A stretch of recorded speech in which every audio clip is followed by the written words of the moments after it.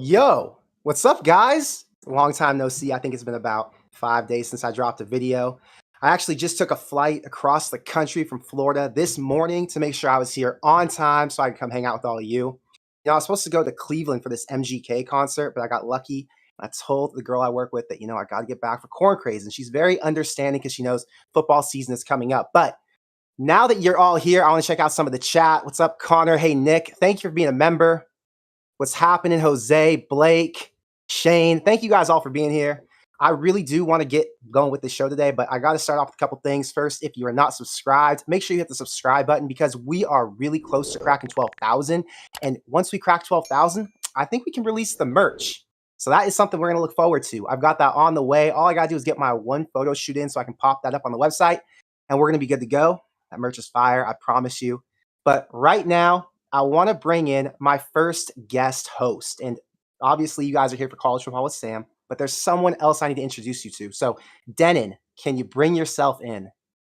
So, guys, this is Denon. And if you're in the Corn Craze Social Club on Discord, you would have seen him talking once in a while. And you probably heard me mention him in my live with Marquise. He's actually helped me to set up this stream. So, Denon, say what's up to the people. What's up, everybody? For those of you that don't know me. Oh, sorry. Go ahead. No. You introduce yourself. I was introduce you, but I think you could do it. Yeah. So people know me in the Corn Craze Social Club, for those of you that don't know me, I'll let our boy here give you the story on how we met and how I got involved with this. But this is Denon's first time. This is Denon's first time joining on the show, and he told me he was a little nervous, so he took a couple shots of Soku. He took shots of something, so he's going to be a little bit lighter once we get into the show, but I'm going to introduce you guys to him so you know what he does, because I can brag about him a little bit more. This guy is a tech genius.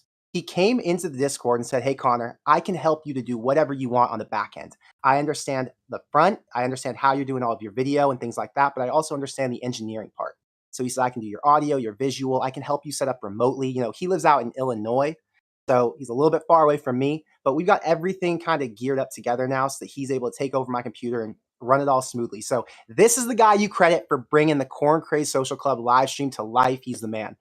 But I wanted to give you guys an idea of where this show is going to go, because we've talked about how this is going to be a weekly live stream, but I didn't really identify when that was going to start and all of this. You guys know I had some health things pop up. So my life is pretty much clear right now. And I know that I'm not going to do much more traveling until obviously I go to some football games.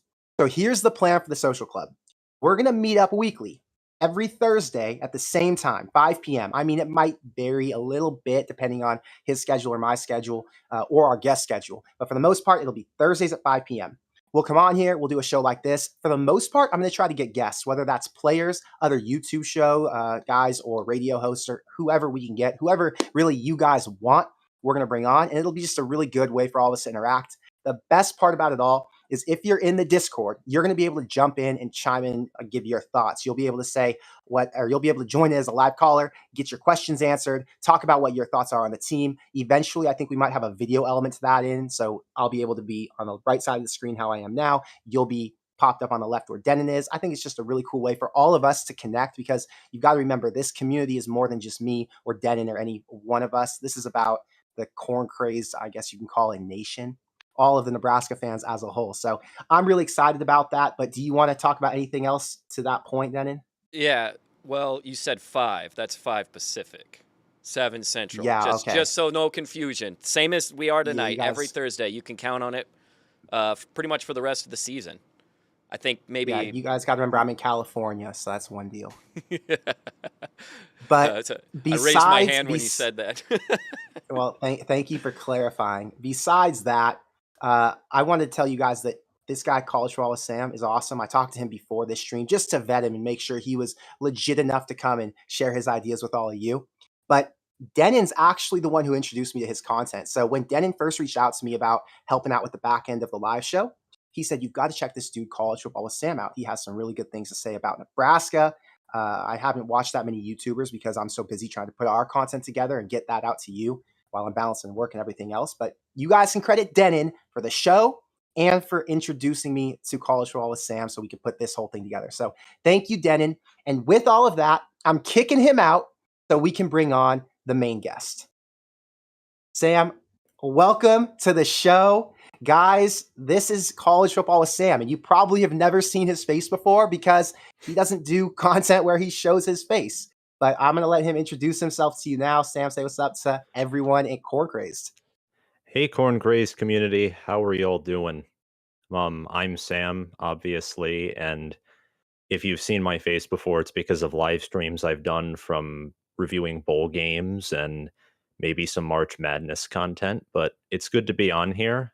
It's good to be here with Connor and Denon, and I'm excited. So, really quick, we've got our first question that is a legitimate question right here. I want to get to this before we jump any more into this live with you.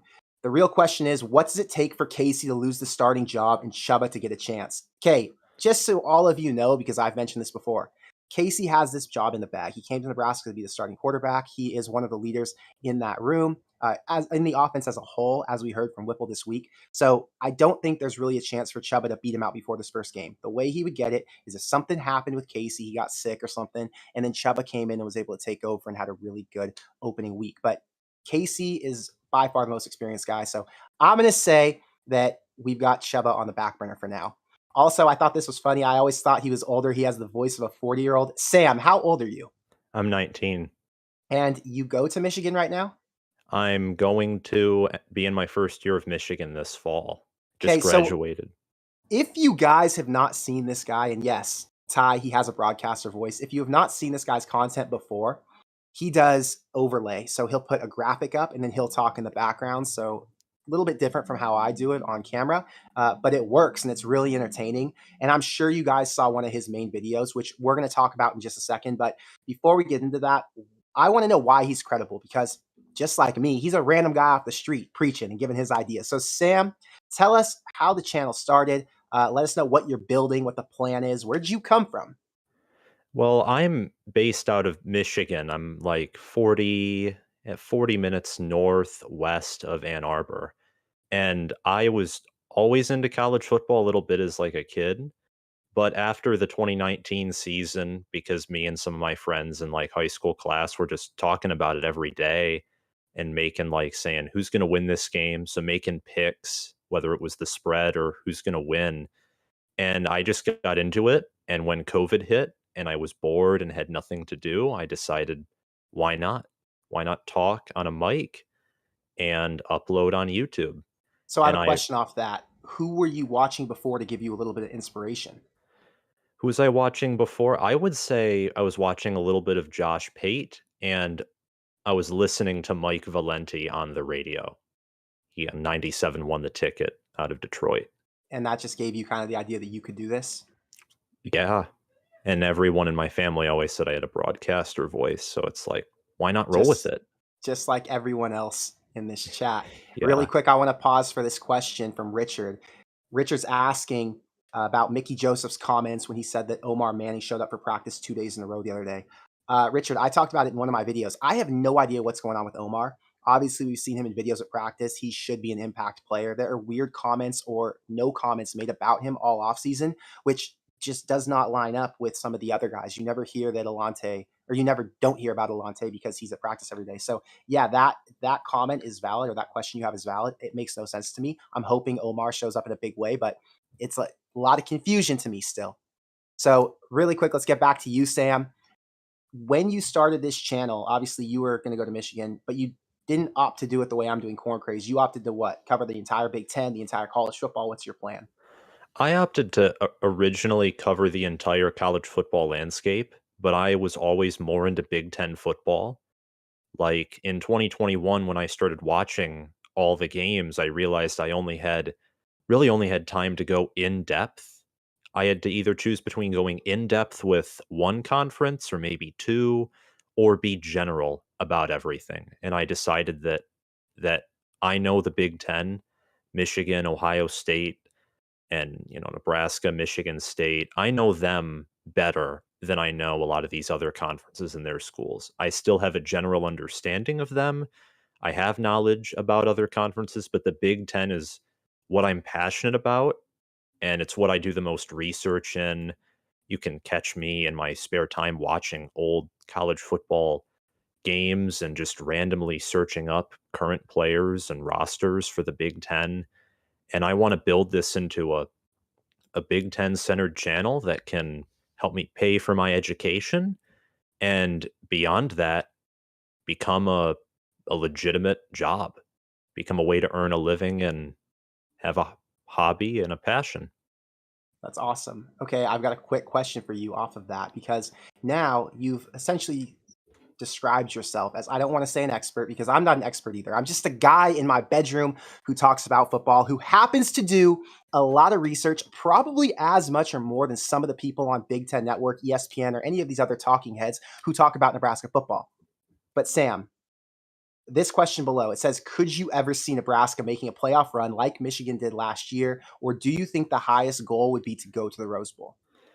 It's fascinating, that question is, and I think it really depends on Ohio State and how good they are. Because Ohio State, if they go 12-0 and they go to Indy, I don't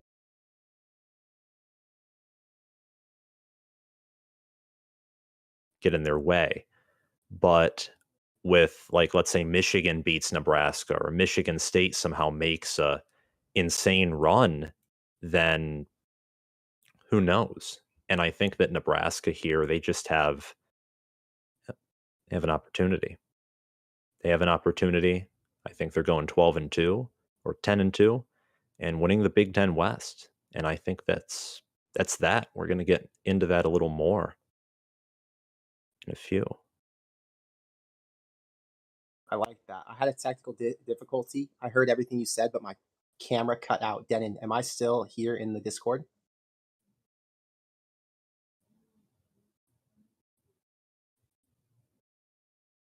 Denon, are you there? Oh, there it is. Yes, sorry. Looks like the Discord dropped out. Give us 1 second. Technical difficulties. Sorry, guys. We've been trying to work on getting our live stream set up for the last hour and a half here, but I was out of town for the last week, so we didn't have time to prep this outside of when I got home this morning. So we're trying our best to make sure this flows as smooth as possible, but we're still running on a little budget, so it'll take a second for us to work this out. But can everyone still hear us, Denon, just to verify? I believe so. I believe so. Perfect. Sam, Good. I want to continue on with that, even though people can't see us. I'm not going to let the stream die because of that. Yeah. When you said you were building this channel to be more of a Michigan person, is your ultimate goal, or a Big Ten person, is your ultimate goal to find your way into broadcasting? Do you want to stick with just doing YouTube? Like, what's your whole objective from this? I have thought about broadcasting before, and it was really when going to college, it was between, or looking at colleges, it was between economics and broadcasting. And I eventually decided for just, I think that, econ it's a safe thing to go to. Market in that area is growing and such. And I'm already doing something regarding broadcasting here already. I'm earning from that. And I don't I'm honestly discovering what the ultimate goal of this is, but I know I want to continue YouTube no matter what. I want to continue this channel, whether that is through broadcasting, eventually, like with the Big Ten, ESPN, or some college football show. That'd be phenomenal. But YouTube is great. I love the community it provides, whether it's through the comment section or through the live streams that I've done in the past. It's good. Very nice. Sorry, I'm trying to make sure that I've got my link sent to Denon the correct way. Are we back live, Denon?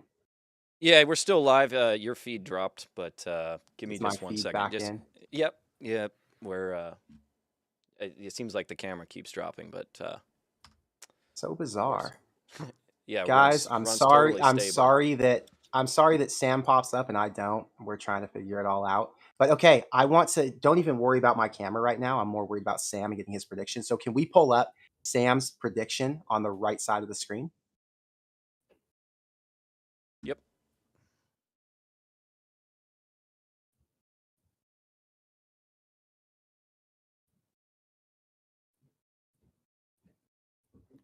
Is the prediction pulled up?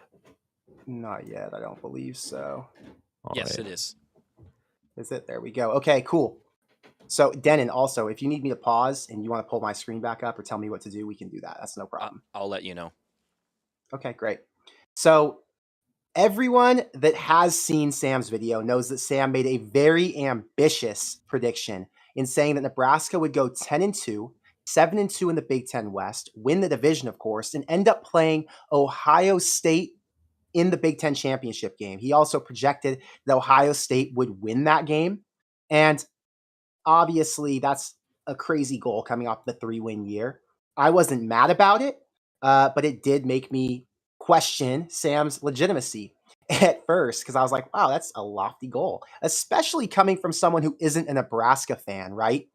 Sam, can you give us your kind of analysis behind Nebraska's run right here that you're talking about, this 10-2 season, and what makes you as an outsider believe this is possible? Because for a lot of Nebraska fans, if you check my comments on my other videos, it's pretty balanced when it comes to people saying 7 wins to 5 wins. But for the most part, there are a lot of people who are like, I can't wrap my head around getting past 7. So what was your thinking on this? It's interesting because today I just watched a video by Michigan Podcast, who's someone that I like to watch in my spare time if I have any. Michigan Podcast was talking about how in like preseason over under totals and stuff, a team has never went from winning 3 or 4 games or less to then winning more than 7 the next year. So it's interesting to know that and then also know about, this prediction, but what makes me as an outsider believe that this is possible is looking at Michigan State from 2020 to 2021 and then Michigan from 2020 to 2021. Michigan State overhauled their roster via the portal. They got Kenneth Walker, they got Ronald Williams from Alabama, Chester Kimbrough from Florida, and Kenneth Walker was by far and away their best transfer player, and he was a huge difference. They overhauled the roster using the portal, and Mel Tucker got to know his roster better, got the team chemistry and culture rebuilt, and Michigan made a ton of staff upgrades in that 2021 preseason. And what I like about Nebraska is they've seemingly done both. They've made great staff upgrades, bringing in Mark Whipple, bringing in Mickey Joseph, Brian Applewhite, Donovan Raiola, and then they've overhauled their roster through the portal with Casey Thompson coming in from Texas, Kevin Williams, who I think is a very underrated offensive lineman from Northern Colorado, Trey Palmer from LSU, and then on defense, Ochon Mathis from TCU. So they've overhauled their roster. They've upgraded their staff. The main question just is, it's really Scott Frost. That's the only question. And in a certain sense, the only possibly negative constant that remains. I'm going to give you one more negative constant. And one thing that's going to that I can tell you a lot of the people in this chat would probably bring up.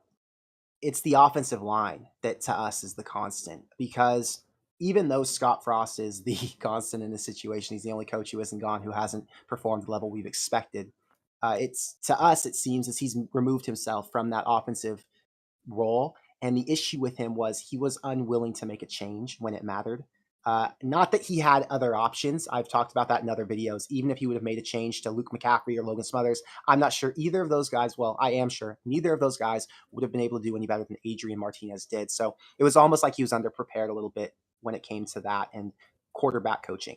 Right now, the offensive line is Nebraska's biggest issue. And you saw that in the Michigan game. I mean, they got rocked at the line of scrimmage, and that happened in pretty much every other game of the season. And because the offense was unable to score in the red zone, that was another issue they had, partially because of the offensive line, partially because of execution by the quarterback, the running backs in some games.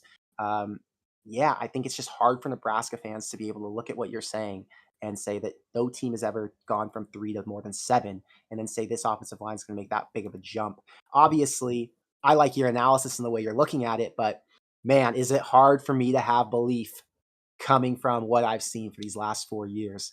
But hey, anything can happen, I guess. And when we talk about the Michigan overhaul with the coaching staff and the Michigan State overhaul with the transfer portal, things could be looking up. Yeah, it's The offensive line, I think, is still going to be the weakest position on the offense actually heading into 2022. But I think bringing in, bringing in Kevin Williams and Hunter Anthony doesn't look like he's going to start. But I think upgrading the assistant coach there and Donovan Raiola, bringing in Kevin Williams, Noridin Newley, him being out due to, Really quick on this, I want to touch on that. That's one of the things Nebraska lacked last year. When they had to go into their depth, they didn't have much. So there was no competition. Turner Corcoran had an awful season last year. So did Bryce Benhart. And there was no option to bring a backup in because there was just no one who could play as well as they did. And they did not play well by any means. So hopefully with Kevin Williams, who has a bunch of experience, Hunter Anthony, who has a decent amount of experience, hopefully they're at least there to challenge those guys in front of them and provide some support, because that depth is crucial. So it's a good point. I've got a question for you on this prediction. So right now, the only losses you have are to Michigan and Iowa. You said Ohio State as well if they made it. But I want to know, outside of Iowa or Wisconsin, who have been the thorn in Nebraska's foot, whatever you call that, or whatever the saying is. Let's say they've been the thorn in the foot. Who is the most likely team in the Big Ten West that Nebraska loses to this year? They've got to play, obviously, Northwestern. They play Illinois. They play Purdue, Minnesota, and Illinois. I would say Purdue or Minnesota. And I think Purdue, looking at, it's on the road at Purdue, and I think Nebraska's going to be good. Regardless of Nebraska's being good or not, it's at Ross-Ade Stadium, and that's always a tough place to play. Purdue has solid QB play, and most importantly, like last year when they faced Nebraska, Adrian Martinez had 4 interceptions, and Purdue's defense is much better with defensive coordinator Ron English there than people give them credit for. They have a sneaky good defense. It's on the road. Aiden O'Connell is there, and with Charlie Jones at Purdue and Tyrone Tracy coming in at wide receiver, I think Purdue's going to have another good year, and they have goals themselves to compete in the West. That's and fair. For Minnesota, really quick before we jump, I want to talk about what you said about Charlie Jones. Where is he equivalent to on the Nebraska depth chart at receiver? Who do you think he could compare to? Because a lot of Nebraska fans have heard that name, Charlie Jones, but he didn't play a ton at Iowa. He was more of a special teams guy, and I think he was their number 4 receiver. So where would he be among Nebraska receivers? It's like an Omar Manning. I think he would be below Manning for sure, along with Trey Palmer. I mean, Manning's just big. He's big, physical. Palmer, 5-star out of high school. He himself was mainly a special teams player and return specialist at LSU himself. I would say behind those two, and I think Purdue, with what they've done with wide receivers, David Bell, Rondale Moore, I think you're going to see Charlie Jones be much better utilized, and his talent will progress under better coaching and offensive utilization, because Iowa their offense is just abysmal. It's hard to watch them play offense. I think that's why a lot of guys would need to leave, like a Charlie Jones. It makes no sense to be the number 4 receiver in an Iowa offense. All right, there's no one to get you the ball. Here's a quick question I want to jump on. So this question is from Blake. It says, what are the chances this season will turn into 2016 part 2? So for those of you who don't remember, and for you, Sam, in 2016, Nebraska started off, I believe, 7-0. They beat Oregon at home that year. Tommy Armstrong had a touchdown run at the very end to seal that victory. They beat Indiana right before they went on the road to Wisconsin. They fell in overtime by 6 points. And immediately after that, they played Ohio State. I was at that game, and they lost 62-3. They unraveled that season, and they weren't able to finish strong. They lost back-to-back to Iowa, I believe. And yeah, it was Iowa and Tennessee. And I think they finished the year 8-4. So there's a lot that points to this season going that way, because when you look at this schedule, you have it pretty easy on the front end, and we could see a 5-1, 6-1 start almost guaranteed. If something crazy happens and they slip to Indiana, which I don't think will happen, or a Northwestern, I could see a 2-loss, but they should be 5-1. Sam, do you think Nebraska has enough in the tank? And do you think that the momentum will be strong enough for them to ride out the rest of the season without dropping, say, 4 in a row, because Minnesota, Michigan, Wisconsin, and Iowa are 4 teams they could lose to back to back. And Nebraska fans, I can tell you, would not be surprised. They would be disappointed, but it would just be another year. I wouldn't be surprised either. Again, I'm very optimistic about this team, and I think that it is there. I have reasons to back it up, and I've listed them, and I'll continue to list them. But this is the preseason. There is a certain amount of speculation that goes into this, and Nebraska, they can, like you said, they can start strong. Northwestern, North Dakota, Georgia Southern, Indiana, at Rutgers. Those are almost 5 guaranteed wins, and hosting Oklahoma helps too. It's not You're not playing on the road at Oklahoma, but then at Purdue hits, you get Illinois at home, but then after that, Minnesota, at Michigan, Wisconsin, at Iowa. Though that last stretch is going to show the true culture of this team and the mental toughness that that last year completely lacked at moments. I think what that's going to show, because Minnesota, Michigan, Wisconsin, Iowa, those are all teams who could be top 25, if not higher teams. They're all solid teams, good teams. I think Minnesota and Michigan are actually the best of the bunch there, but Wisconsin and Iowa are good too. There's a They're question really quick. You just said you think Minnesota may be better than Wisconsin. Yes. Really? Do Mainly you think they because finish, who finishes with the higher win total? I think Minnesota does, and I think a lot of that has to do with my complete lack of faith in Graham Mertz. Got it. Yeah. Even with the new offensive coordinator, a professional offensive coordinator. This isn't a bum off the street. This was an NFL coordinator. I think that they have a chance to do something and to do better than last year, and I think their offense will improve. But Wisconsin has the issue of playing Ohio State on the road. That looks to be an automatic loss. They also play Michigan State on the road and Iowa, Nebraska on the road. I'm I'm curious to see. I want to see their passing game first before I give much faith into that team, because their Well, run game.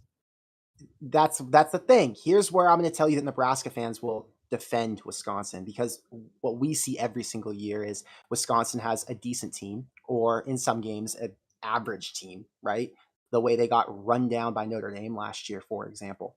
Um, Wisconsin comes and plays Nebraska, and they look like the best run game in the entire country. And this year, I think it gets even stronger, right? You have now an 18-year-old running back instead of a 17-year-old running back. You also have depth behind him, returning guys in the offense. You have the new offensive coordinator. I don't remember how many offensive line guys they returned, but it was significant. They're going to be really good. So, yeah, it's when you tell me that Minnesota you think is better than Wisconsin this year, wow, that's very surprising. Yeah. But fair. Well, here, I have a question popped up on the screen for you right now. Let's answer this one from Chase. Can you or Sam describe Whipple's offensive scheme, and how will they use the running backs to execute on run plays? I want to touch on this first really quickly. I've been talking to my cousin. If you guys don't know, my cousin Jansen now works at Rivals. He used to be in the Nebraska band. He helped me out with some of my videos. He was an intern at Huddle, and he recently got hired by Zach Carpenter after Sean Callahan left for On3. So now Jansen is doing a lot of coverage and doing a lot with Rivals, which I think is awesome. I'm really proud of him and happy for him. He and I were talking the other day on the phone, and he said that from what he saw and what he talked to Zach about, it sounds like a lot of Scott Frost's offense is being kept. Some of the good parts, obviously, some of the options and the little trickery with the quarterback, some of the quarterback draws from shotgun, the pistol formation with the running backs coming in motion, going out wide, things like that. They'll also have some under the center stuff, and that's more Whipple, and obviously a bunch of tight end passing, which Whipple loves. Sam, from there, what do you think Whipple's bringing to Nebraska on offense? Do you think he's going to run the ball? Because a lot of us heard that comment from Pat Narduzzi at Pittsburgh, that Whipple didn't want to run and that he was stubborn. And I'm not sure if he's salty for I don't know what reason or why he made that comment, because when you look at the stats overall last year, they ran it, I believe they ran it more than they passed it. And they might not have ran it in as crucial situations. Maybe they were running the ball when they were up 2 touchdowns or something. But what do you make of Whipple's offense, and what do you think he's bringing here? Well, it helps when you have Kenny Pickett and Jordan Addison, and when you have those two, you have to pass the ball, and you have to pass it, I think, a lot. And what I think Whipple is bringing to Nebraska, I think you're going to see a more polished passing game. You're going to see better quarterback play because Adrian Martinez at points last year, you saw the talent at wide receiver with Samari Toure and Omar Manning.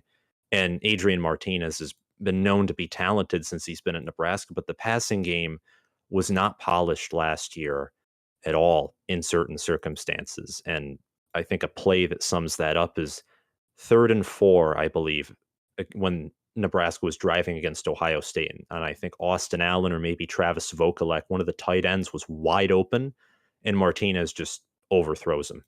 And then Contreras missed the following kick. I think that the pass game is going to be more polished.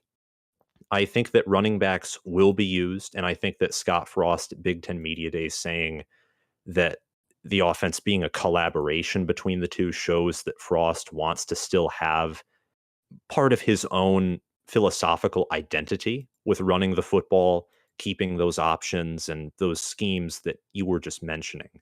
But I think that the passing game especially is going to take a step forward, but Nebraska's still going to want to be physical and try to run the football. Okay, well, here's another question follow-up then. Given Whipple's offensive play selection, how many games do you predict we have a 100-yard rusher? A 100-yard rusher. That is a tough one. You know, that's a tough one, and I'll tell you why. Nebraska mentioned today they want to have 3 backs per game at least touch the ball. And if you're looking at what they're talking about, it sounds like Ramir Johnson is going to get a lot of opportunities to be a scat back. He'll be able to play kind of like Wandale did, line him up outside the receiver, put him in the backfield. He can do some different things. If he has 3 touches a game, that's going to take away from Anthony Grant or Gabe Ervin or whoever's the main ball carrier. And even if you have one main ball carrier who breaks off for 80, they might put the other dudes in and let him get another 50. So I think that's a really hard one to predict, especially the way that this offense is being built. I saw another comment up here. What was it? It was about Purdue. I'm going to skip it. I'm just going to say what it was. He said, why are we giving Purdue so much credit when they lost David Bell? They lost, who was the other receiver? Was it Milton, Jackson right? Anthrop and Milton too. He's academically or something Okay. ineligible. Yeah, I think it's academics. So that's 3 receivers. And they also lost George Karlaftis. Yep. Did they lose any of their safeties? They lost one. I forget his name, but he entered the portal and went to Kansas, which does not sound good at all. Yeah, but they return. I think they return the majority of their defensive starters. Regardless, I think that was a really good question. Why is Purdue getting so much credit? And I've seen it go both ways where people are saying, oh, Purdue could be a 9-win football team this year. I've also seen some people say, you know, Purdue's going to take a drop this year. I think because of all of the draft type that's been coming out, people are giving Aiden O'Connell a lot of credit. Obviously, Purdue plays in the Big Ten West. They should win some games since that's a weaker division than the East. But still, yeah, what is your thoughts on that? They another thing that goes to Purdue's benefit this year is their schedule. Their Big Ten East opponents are at Maryland and hosting Penn State, which is actually going to be their blackout game. There's no Michigan State, there's no Ohio State, there's no Michigan there. Purdue is tricky for me because they lose David Bell and Jackson Anthrop and Milton Wright. And even though they bring in Charlie Jones and Tyrone Tracy from Iowa, I don't expect either of those two to play near David Bell's level. And I just like how Jeff Brom prepares for big games, winning against Michigan State last year when they were number 3 in the nation, crushing Ohio State in 2018. I think that he is a schemer. Purdue knows what they're doing with utilizing the low level of recruiting talent they have. And yeah, those are the reasons that I like him. They also are utilizing the portal just enough too. It's not like Did Purdue pull any big name portal guys? I don't think so. They didn't pull any big name Which to portal me guys. is a little surprising because after coming off of a 9-win season and losing so much talent, they lost their starting running back, 3 top receivers, they lost their starting defensive end, and they return obviously a great defensive coordinator. They return a really good quarterback. Why couldn't they pull more? But I think that's enough about Purdue. Let's keep it moving. I want to get through some of these questions really quickly. One question I've seen brought up in this chat 100 times. More people are asking about Chubba Purdy. Chubba Purdy will not get a chance this year unless something happens with Casey, in my opinion. I think Casey has this job in the bag. He's a leader on his team, and he's a really good quarterback. He's healed, healthy right now, and I really like him to be the guy. Heroes says, who do you think will be the team MVP this year? Obviously, I have to go with Garrett Nelson. I'm going to guess Sam would say the same thing. You've got a guy who is a legitimate number one option on the first team all Big Ten list. Could be, I don't want to say it and jinx it, but a first round draft pick potential. More likely that he's a second, but either way, I think that that's an MVP caliber guy. Let me see here what some other questions are, Sam, so we can get some of these. Sam's got a bomb narrator voice. Yes, he does. I can confirm that. Regarding the MVP, I think it's Nelson, or if Thompson has, let's say, everything on offense clicks, the line plays good, wide receivers are just phenomenal, and Thompson is completely healthy, and Whipple's offense is just rolling. Thompson could enter his name in the conversation too, being one of the leaders on offense, but I'd have to go with Nelson. I think it's not only the safer pick, but the much wiser pick too. Really quick, you're saying you think Thompson could be the team MVP, the quarterback at Nebraska, because I really feel like this defense outweighs the offense significantly, and if the defense is going to be so top heavy, the offense is just going to have to pull their weight. Do you think there's actually going to be more balance than I do? Because I haven't seen it yet. There could be. I would still lean with Nelson, because the offense, I mean, going through and choosing Nebraska players for my all Big Ten team, most of them found their way on the defense. There were really only honorable mentions on the offense because they're not proven enough, in my opinion, and I think you and other Nebraska fans would agree. I think the defense is going to be, especially the pass rush and the pass defense and the front seven, is going to be the strength of this team. But I still think the offense is going to be a good, maybe above average offense. It'll be more consistent than last year for sure. I do think we're going to see more consistency. We do know Scott Frost took a back seat, and we're going to let Whipple be in charge, right? But like you said just now, the defense is more proven. And I think that's what a lot of Nebraska fans' hats are hung on. They believe because we've seen it, we can believe it. And until proven otherwise, it's going to be hard for us to get behind this offense. I'm telling you, the main thing is going to be with that offensive line. And one thing I did see today, and I wanted to mention this to you, Sam, it was on Twitter. Someone was talking about Casey Thompson stepping up in the pocket, and that wasn't something that Adrian did very often. And I'm not sure that that was an Adrian issue or if he was told to roll out more, but it led to Adrian not throwing on both feet. He would throw off one foot, he would throw it kind of weird or, loose spirals. They wouldn't be very accurate. Whereas Thompson, if he's stepping up into the pocket and has complete control with his release, he should be a bit more accurate. And obviously, his numbers say he is more accurate. So hopefully, just that one quarterback piece picks up the offense drastically. But really quick, I want to move on to this question. It was about your prediction and my prediction for the Nebraska-Michigan game. And before we talk about that, I want to get a quick pulse from the Michigan fan base of where Michigan's at this year, because last year Michigan went from 2021 where they won 3 games? They were 3-6 or 3-5 or something. They were 2-4, and actually, they were 2-4 and opted out a lot of their games due to COVID at the end of the year. Okay, so they went from 2-4 to a 10-win football team. 12, but 11 in the regular season. It was pretty close. 11. It was 11 wins. Okay, so they had 11 wins last year, and this year they lost. Obviously, they lost all of their stars on defense. This is one thing I mentioned in my preview video for the Nebraska-Michigan game. Michigan's strength is the offense, and you can elaborate more on that and tell us who all comes back. I don't know how many of those guys are legitimate NFL players. Like Cade McNamara is not an NFL quarterback in my opinion, but who knows? But the defense, who is a bright spot on defense that's going to be able to fill the void of a guy like Aiden Hutchinson or some of those DBs?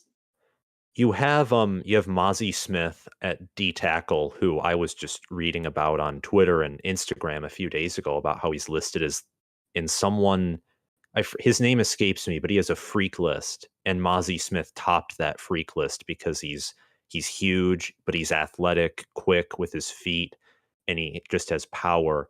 I think the defense is going to, in part because of Mozzie Smith and that interior D tackle, they're going to be better at run defense than they were last year, which was an area where look at the Michigan State game and even the Penn State and Maryland games where Michigan would struggle at times to stop the run.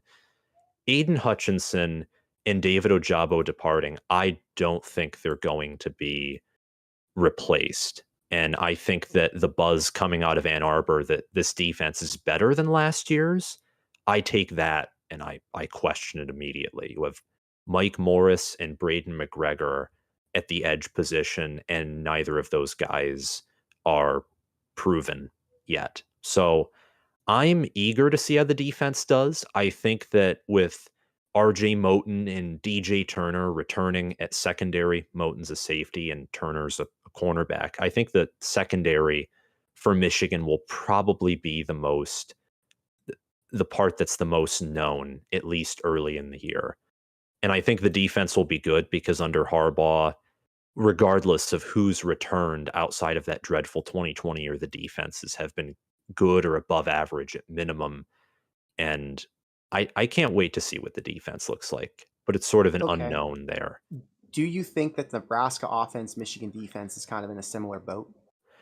I would agree with that. There's a lot of potential power on both sides to where if it's completely utilized well, they can dominate any of the opposing opposite side of the ball for most teams, but it's very unproven. Michigan only returns, I think, only two guys who started last year on that defense. None of the D-line. Okay, yeah, so they could be in for a rough year from that aspect, but is the offense good enough to carry them to a 9, or in your projection, I think you said 11-win season? I think so. I think regardless of who starts at QB, I don't think that's going to really sink Michigan's chances, which sounds weird to say because McCarthy is more athletic, and it sounds like out of Ann Arbor that he is outplaying Cade. But I think with how strong the offensive line is, they return 3 guys: Zach Zinter, Trevor Keegan, Ryan Hayes, and then they brought in Alu Oluwatimi from Virginia, who's a finalist for the Remington Award. If not for Tyler Linderbaum existing, he might have won that trophy. And I think the offensive line is going to be elite. I think it's going to be better than last year's unit. So I think it's going to be the best, actually, in the nation. And that combined with Blake Corum and Donovan Edwards as this two-headed monster at running back, an underrated wide receiver room, and having Eric All and Luke Schoonmaker at tight end, I think the offense is going to be phenomenal. I think it's going to be... in other words, they're going to be very tough to beat in Ann Arbor. Oh yeah. They're going to be very tough to beat. Here's a good question then. It says that, or I can't even tell who asked the question. I pulled it up. Here's the question. It says, will Nebraska beat Northwestern? And obviously, we're all going to say yes, Nebraska's going to beat Northwestern. We have a very strong reason to believe that. But here's one that I'd like to position for you. If Nebraska does not beat Northwestern, for whatever reason, does Nebraska have a chance at getting more than 6 wins? Does Nebraska have a chance at beating Michigan or Oklahoma still, even if they lose that first game? You could make a joke and say that since it's an even year, you have to watch out for Pat Fitzgerald. So of course, yeah. So it's fascinating. It is a neutral site game in Dublin, Ireland. You don't really know what Northwestern's going to be, even though when you look at their depth chart and who they return and their staff, I don't find a lot of optimism for them. It's pretty safe to say if they lose to Northwestern, almost no words. It would be... Okay. So here, give me the straight. Nebraska loses to Northwestern. What's their final record for the year? I would say 6-6 would be almost godsend if they lose to Northwestern. So if probably a losing record. Okay, if they lose to Northwestern, in my eyes, it could go 2 ways. It could go one way, which is the way Sam said, 6-6, but it could also be a wake-up call. not that they needed one, but a wake-up call to this new team who thought they had it put together, who thought they had a plan and they were ready to roll, but they weren't. And since there are so many new pieces here in Nebraska, they're going to have to take some time to get it worked out. And I can't say that that performance will be indicative of the entire year. It's just hard for me to believe that. So, like Sam said, it's an even year. Northwestern could be sneaky good, and I'm not going to let that one game sway my energy. I'm going to still believe in this team. I got to give them the first few games to sort things out, and I'll obviously be disappointed, and I will hang my head a little bit lower. But I don't think that's a make or break game. Just if we're going to be real about it, because there is so much new with this team. Sam, here's a question from Nick. Nick, thank you for being a member again. I see a lot of you pop up because every time you send a message, that little corn pops up for me, so it makes it easier. Would love to hear Sam's thoughts on Coach Harbaugh's interview with the Vikings in the offseason. Did it make any kind of impact on how Michigan will perform this season? So that's more of a question for culture. A lot of people were confused about why Harbaugh was interviewing with the NFL after he had just come off a playoff run. What do you make of that? I make of it that either one, he wanted to get out of there, which seeing how Michigan's treating the whole NIL realm and being stagnant, there is a real chance that almost all FBS coaches are going to be a competitor, and a competitor won't like it when their school is intentionally holding the football program back. It could be that. It could be the fact that since he coached in the NFL before and was, this close to getting a Super Bowl, that he might just want to go back and have another shot at it. But it didn't work out. I was very frustrated with it. I no longer really care since he's back, and I like where this team is going. It it's Josh Pate talked about it, and he mentioned how we're not really going to know, and I partially agree with him on it, or mostly agree. We're not going to necessarily know how that impacts the team culture until you see them play games. If if it really did damage team culture, then it could be like a Dan Mullen situation where they lose one game and then all the momentum falls apart and the team is atrocious. But I think that that's unlikely. I think the I think the momentum is still there, at least in the short term, but for recruiting, it is still being used against him. I'm pretty confident about I that. can guarantee that. Okay, well, here's a quick question from Jose. Do you think Fedoni makes an appearance this year? Thomas Fedoni, obviously, Sam, is the former borderline five-star tight end recruit who chose Nebraska over Michigan, Iowa, LSU. My take on the Fedoni situation, we saw some pictures and videos of him running the bleachers in the stadium the other day. He's not practicing with the other guys yet. I think he's going to be back after that OU game. If you give him a month, it looks like he's probably going to be ready about that time, because right now, if he's running and working out, they'll probably put pads on him by season, let him run in pads. And then if you've got that extra bye week after the OU game, I think it's safe to say he'd be back by Indiana. Obviously, who knows what his workload would be and what we'd see with him for the entire season. But I can say I feel really confident about him making an appearance about halfway through the season. Um, Let me get through a couple more questions with you, Sam, really quick before we give our Michigan prediction. Scrolling through, guys, bear with me. There are a lot of them here. Let's go to the list. Replays was fun. Jose, I already talked about some of the Purdue stuff a little bit earlier. Garrett, thank you for joining and being a member. I see that Dances with Boys actually says Casey could be one of the best QBs in the country. I mean, I think he very well could be, but I'm not sure. Here's a question on the worst case scenario. Scott Frost fails to meet expectations and gets fired. Who do we realistically get to replace him? Sam, that's a question a lot of Nebraska fans have been asking. They want to know, if Scott Frost left, do they promote Eric Shenander, who has had a couple years as a DC, or 4 years now as a DC at Nebraska, and he's constantly been improving in that role. Every year their defense gets a bit better. Do they go that direction? Would they hire a Mickey Joseph straight out of being a first-year wide receiver coach? I think that might be a reach. Or would they look to a guy like Josh Heupel at Tennessee, or someone who's a bigger name, and try and poach them from someone who's been performing well, right? Spend the money and go and get a real big name. Or another option would be to go to someone like Jamie Chadwell at a Coastal Carolina. What are your thoughts on where Nebraska would go in that scenario? It's interesting because this is kind of a question that I have for you. I've heard countless times that Nebraska really like they're tight with their money situation regarding their football program. Is that correct or is that just false buzz? So who knows the truth, right? But I have to believe that with all of the money flowing through for NIL, there are donors who would pay significant money to get the right coach. And maybe that's not true, but I don't believe Nebraska's in a position where they're tight with money. They're obviously going to get an influx of cash with this new Big Ten media rights deal. They sell out every year. Their merch sales have to be great. Nebraska fans buy everything. Nebraska fans travel well. I just find it hard to believe that Nebraska is going to struggle financially to be able to go and get the right coach. Anyone in chat, if you have something to say about that, let me know. Do you think Nebraska can't afford a big name? Because to me, that just sounds silly. Yeah. But I continue on, Sam. What do you, if you had to guess which direction they would go? Where do you think it would be? I think that it's so fascinating because, they tried the Mike Riley experiment, which was in a certain sense going out and hiring the Chadwell, getting a Mm-hmm. guy who played with an Oregon State team that had very little talent, but he utilized it well. Weaker conference, they brought him in, it failed. They tried the favorite son experiment with Scott Frost, which he also coached a lower division conference and came in and that didn't work.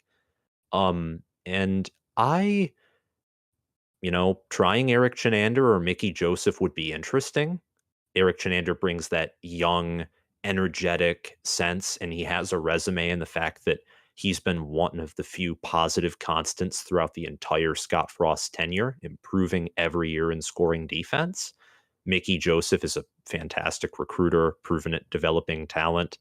It'd be interesting going from a passing game coordinator and wide receivers coach to a head coach, though. You could also, this is something that I had in a video that I did about this, about hiring another Nebraska head coach if Frost gets canned. You could go for the favorite son route too and pay a ton of money and maybe doubt this would happen, but a far stretch would be Zach Taylor, who played for Nebraska under Bill Callahan and who's coaching at the Bengals. And before he reached the Super Bowl, was the lowest paid NFL head coach. I'm pretty The sure about problem that. is it's going to be hard to pry him away from the NFL now with Joe Burrow and with building that. I don't know Yeah. if that's an option unless he was to slip up, but who knows? I may be wrong. Here's a question really quick. How will the pass rush help the DBs? This one's from Blaine. Blaine, I wanted to chime in on this because I think the pass rush is going to help them a lot. There's a lot of inexperience in that DB room. You've got Miles Farmer, who played a bit last year, and he's played a little bit before that. He played in 2020. Quentin Newsome obviously started the entire year and played in 2020 as well. But you look at Marquise Buford, who should be a starter, a Tommy Hill, who should be a starter. Omar Brown actually comes with the most experience. He'll be a rotator at the very least, but he hasn't had any Big Ten experience. So Nebraska's going to need to get that pass rush going to help those guys out. My guess is because the DBs are so athletic, they're fast, they're long. If you look at how Nebraska's recruited DBs over the last few years, a lot of those guys are 6'1", 6'2". And because they're so tall, I think that gives Nebraska an advantage when these guys are the most athletic guys in that back end playing against some of these really good receivers in the Big Ten, because the Big Ten is known to have some strong receiving cores. So if they have a defensive line that can get pressure and create something that they weren't able to create before, because that pass rush has struggled, they haven't been able to get sacks or many hurries, the DBs should be able to at least be as athletic as these receivers and be in position to compete with them. You see little things where, I guess, I don't know if this is a coaching deal, where guys are all over the receiver and their hand will be in the dude's face and the receiver will still find a way to adjust to make the catch. And Cam Taylor slipped up with that last year. Quentin Newsome slipped up with it last year. I know there's one picture where Quentin Newsome has his hand in the face of a Minnesota guy, and the dude is in the end zone fully stretched and catches it right past his hand. And I'm not sure if that's a technical thing in the way he's moving his hands or what the deal is, but yeah, if the quarterback has more pressure, it's obviously going to help the DBs because they're going to be throwing worse balls. So that's a no question. I see a lot of questions or a lot of comments from people talking about what their thoughts are on the money at Nebraska. And what it sounds like is, yeah, there's plenty of money to go around, and Nebraska should not have an issue paying for a big name coach if it came down to that. But that's not going to be an issue. Scott Frost is going to win, in my and Sam's opinion, and we can move on from that.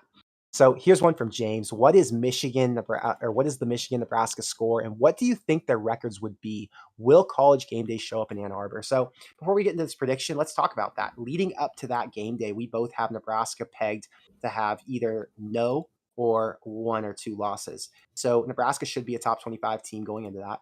Michigan obviously will be a top 25 team going into that, and that could make College Game Day an appealing target, right?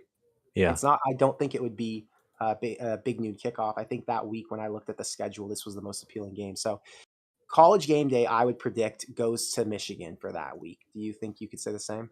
Yeah, and that's because I have both teams entering this matchup with no losses. So that would be almost no-brainer College Game Day heading to Ann Arbor. And if you had to make an early season prediction, of course, you saw how it played out last year. Nebraska, I don't want to say they had it in the bag, but they had it in position to where they should have been able to win. And they had the energy in the stadium. The players felt it.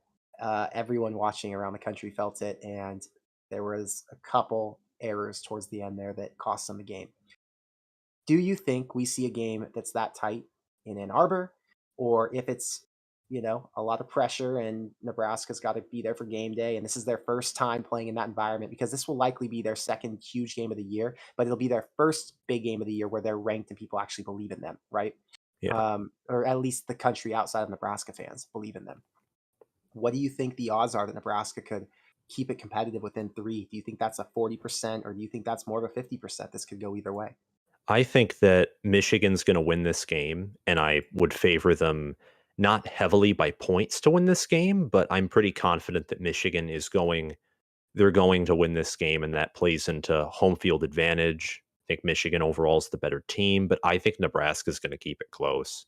I'd say early score prediction would be 27-20, maybe 31-24. It's going to be a single digit. It's going to be a single digit game, I Well, you're going to think. have some really good coaching minds in this game, right? Oh Because you've yeah. got Whipple now, and Whipple is not shy to call crazy plays or do whatever he's got to do to win. The defense lines up with Michigan really well, as we saw last year. That was a battle. Michigan's offense versus Nebraska's defense. McNamara threw a pick. Obviously, Nebraska had their own turnover at the end, which was very costly. And Nebraska didn't get in the end zone in a very crucial time when they were in the red zone.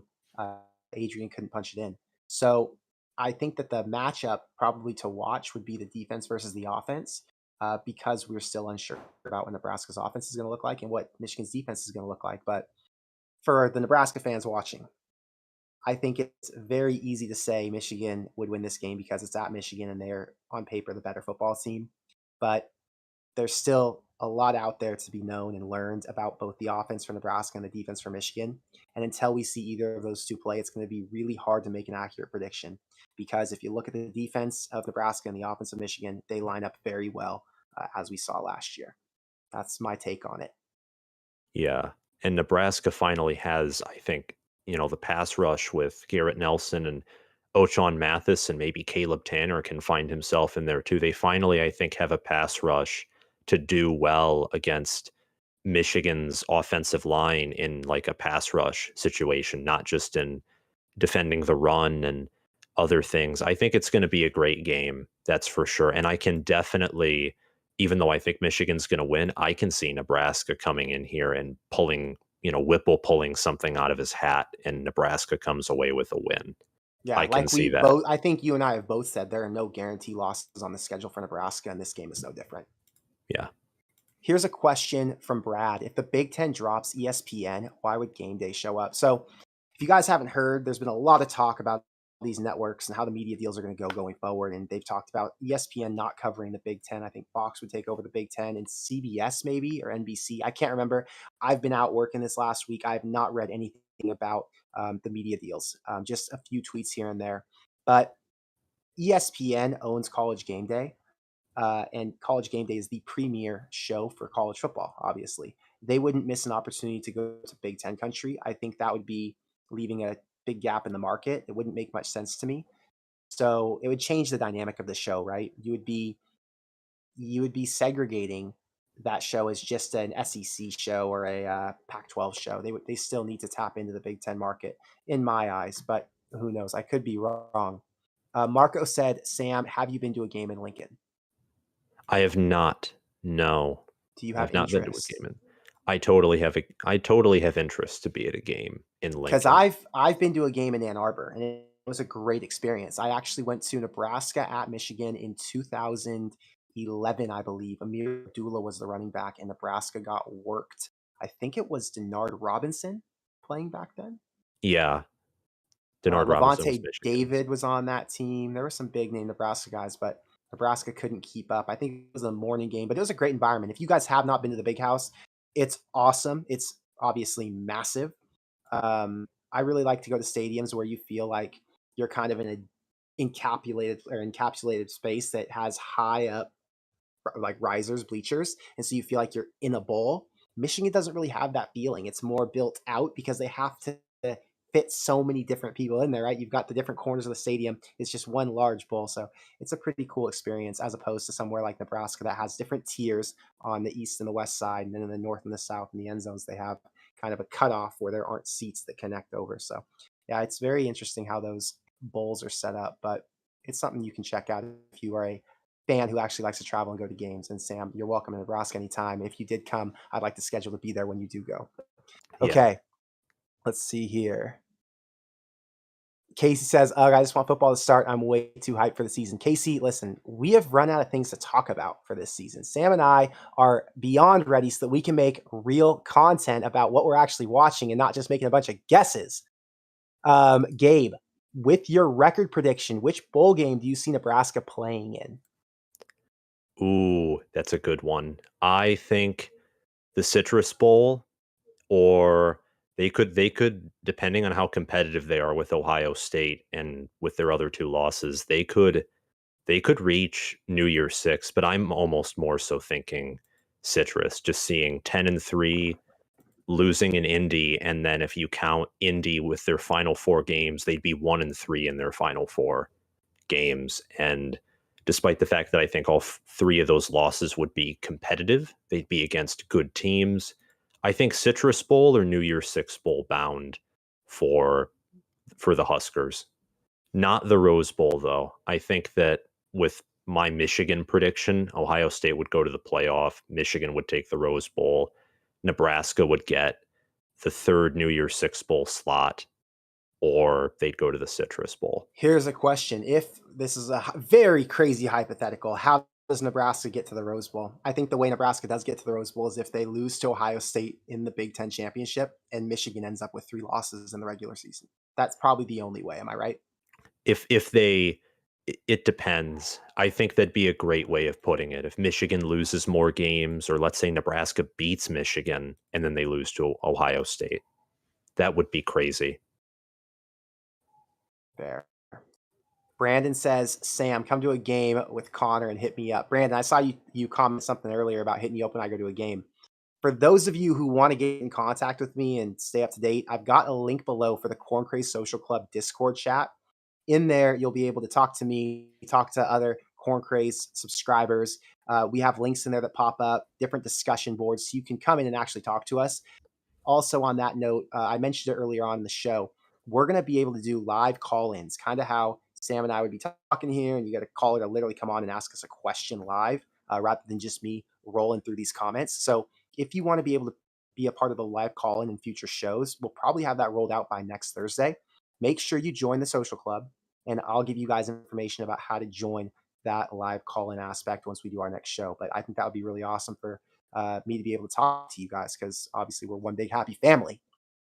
Here's a question from Jay Bloyd. What Big Ten game do you expect to be the biggest one prior to Minnesota for Nebraska? I mean, I have to say it's going to be Purdue because it's on the road. Nebraska should be top 25. Purdue could be top 25, or they could just be a 3-win team, but they're obviously dangerous like we had talked about before because they're at home and they like to ruin people's dreams. So that's going to be my pick. Would you say the same? I'd say the exact same thing. And here's one. What teams are the most overrated headed into this season? And let's just do that for the Big Ten. For just the Big Ten, I would go out and say, this is funny. I'd say Wisconsin and Iowa, straight out of the gate. You think I think Iowa's pegged at what, 7.5 on their win total? Yeah, I've seen some people rank them pretty high. By win total, they're probably not You overrated. know, I would stick with Wisconsin. I think people are betting on Iowa just being consistent and good again because their defense was so strong last year, and because they have consistency in their blood, people just like to say Iowa because it's a safe pick.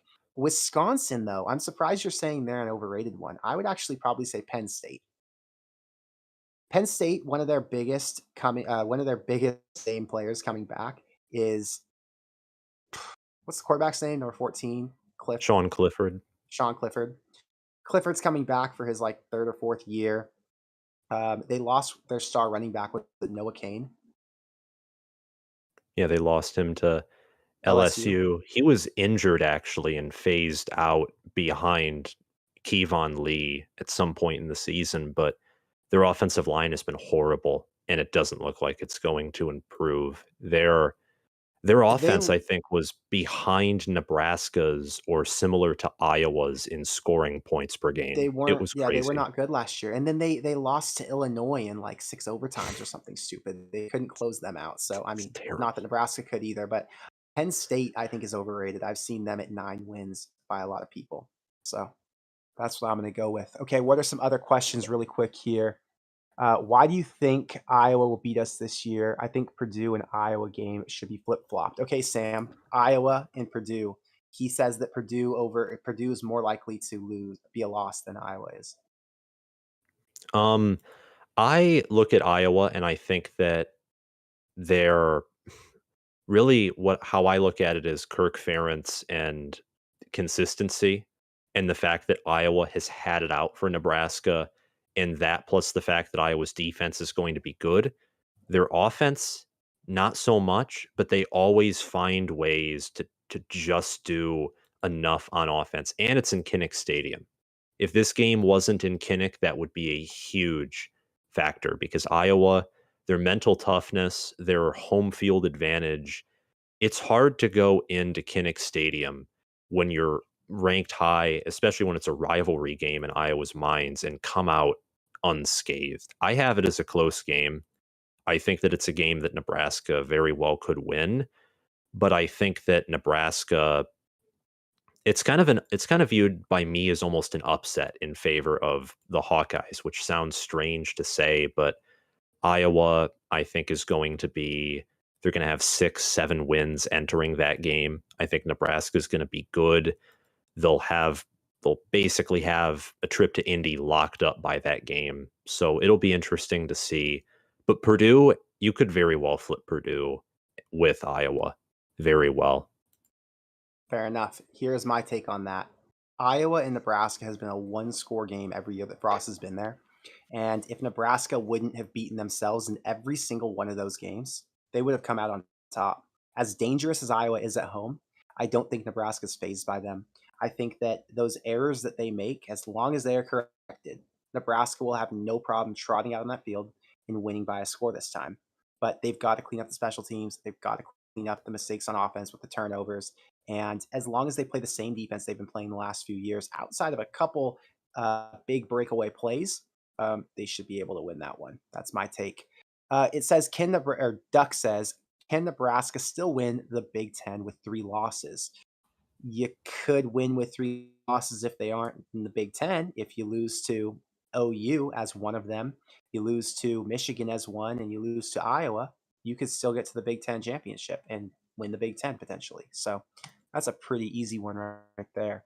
Let's see what other comments we've got before we jump to our next segment with Sam. Red Wine says, are the North Dakota or Georgia Southern games safe to believe we can win? Yeah, they're going to win both of those games. Those are freebies. Let's see. Can you talk about how important a win against Oklahoma is? And also, John, I see your comment. What's happening?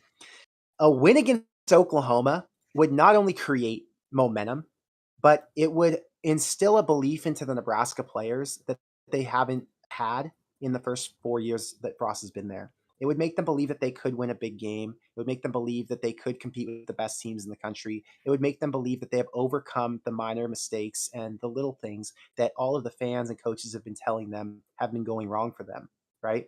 It would make this team realize they can do more than what they've done in the past 4 seasons. And it would make me and the rest of us believe that they actually have a shot to run the table. And when I say run the table, that doesn't mean go undefeated, but just to get to the Big Ten championship. That's the way I'm taking it. I don't think in any scenario Nebraska wins out, even with an Oklahoma win, just because their schedule is serious. They've got to play Wisconsin, Iowa, and Michigan after that OU game. But an OU win would do wonders for the program, not just for this 2022 team. What are your thoughts? It would be huge. I think an Oklahoma win not only would to build further off of the belief, the whole country would look at that game and their eyes would be wide. Their jaws would fall to the floor. They would be like, wow, Nebraska actually has something going on. And I think that it would be similar, but even better than Michigan State last year going into Miami and blowing out Miami on their own home field. It would be a wake up call to the rest of the nation, and it would instill a lot of momentum in Nebraska, not just for this year, but for the program in itself. I like that analysis. And here's a question. It says, Sam, why does Nebraska beat Oklahoma? Nebraska, why did they beat Oklahoma? I think they beat Oklahoma because Oklahoma, they've had a lot of turnover. Interestingly enough, Nebraska seems to have just more. I mean, Scott Frost has been there for 5 years. Eric Chinander and most of the defensive staff has been there for 5 years now. Nebraska has more, they have more staff continuity, more consistency. It's also a home game. It's a game that Nebraska, I guarantee, has circled on their schedule. And I think new head coach, it's going to be Brent Venables' first test. Oklahoma overall is more talented, and I think overall they're the better team. But I think the home field advantage, plus the fact that Nebraska is probably going to take this game more seriously and they're going to be more desperate for this win than OU is why I would give Nebraska a slight edge to win this game. I like that. I think the desperation factor is a big deal. And I think that same logic applies to this Northwestern game. Last year, Nebraska was desperate to beat Illinois, though, and they didn't do that one. This feels a little bit different, though. This feels like it is Scott Frost last season, a legitimate last season. I put out a video in 2021 summer that said Scott Frost was not on the hot seat. And obviously that came true because they were a 3-win team. And people called me crazy, said he would be fired. He wasn't fired. This time, he will be fired for 3 wins. And the entire team knows it.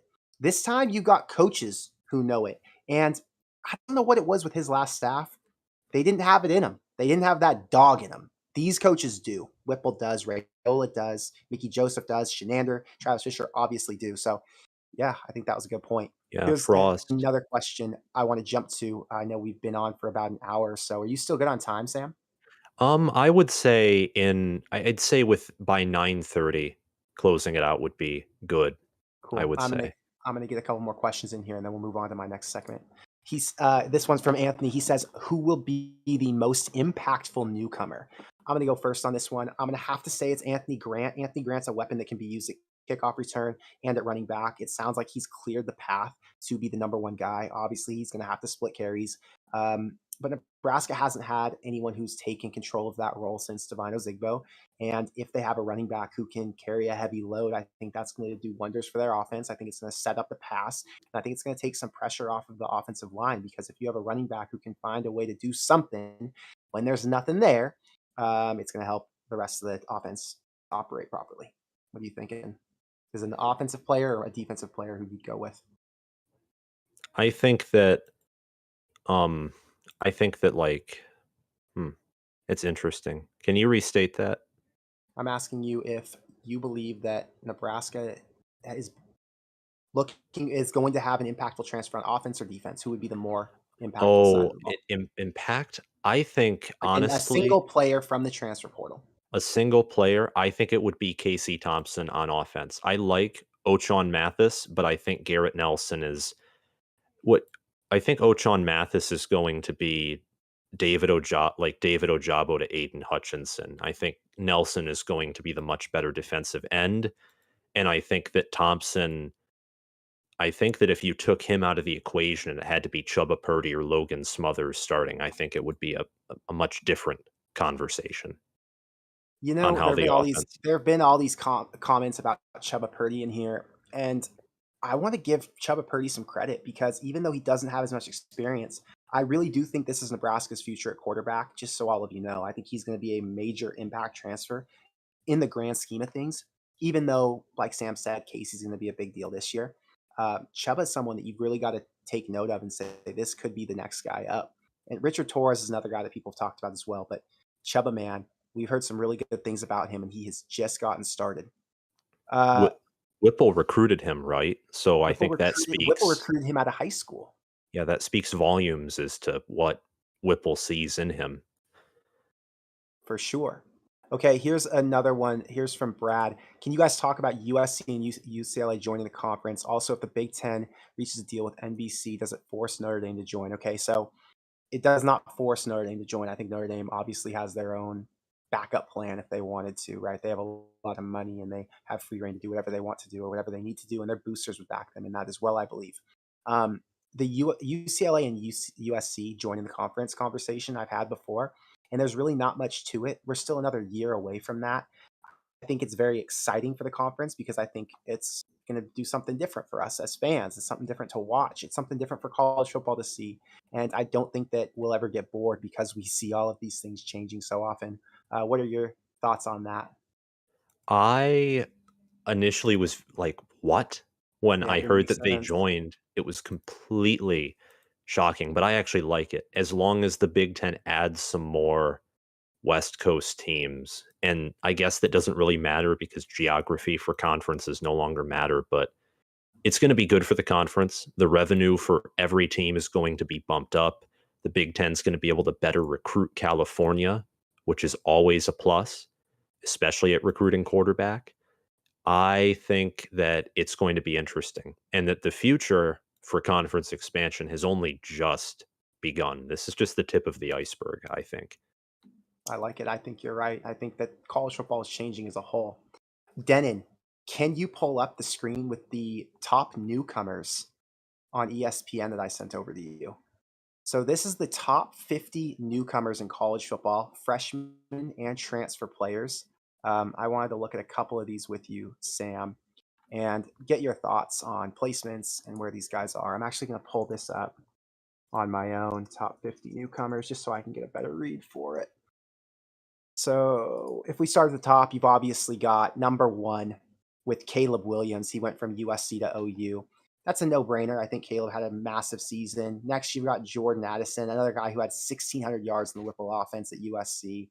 Jackson Dart at number 3. Dylan Gabriel at number 4 is a really big one, and he's getting to connect with his original offensive coordinator when he was at UCF when he first got there, and he had a magic season with him. So anyway, those are some of the guys in that area, and that brings us to Ochon Mathis, who's the number 7. And keep in mind, this isn't the top 50 players from the portal or top 50 freshmen. This is the top 50 impact players, guys who will make the most impact on the team.